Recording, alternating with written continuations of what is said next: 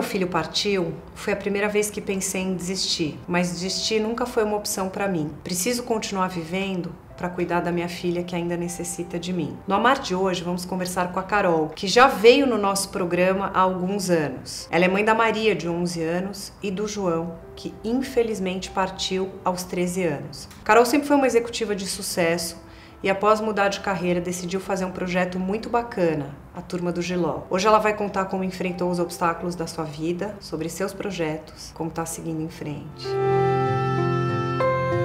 Carol, tudo bem? Tudo bem, Mari? Tão bom te receber aqui. Muito a gente bom. teve Carol já veio ao programa, a gente vai deixar o link aqui.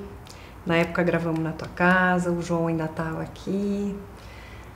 Obrigada mesmo, tá? Carol, em 2008 você se tornou mãe pela primeira vez. Como é que foi essa gestação? Primeiro filho, primeira gestação, muito esperada. Minha gravidez correu muito tranquila, de uma forma leve. Eu trabalhava numa multinacional, foi tudo conforme planejado e esperado.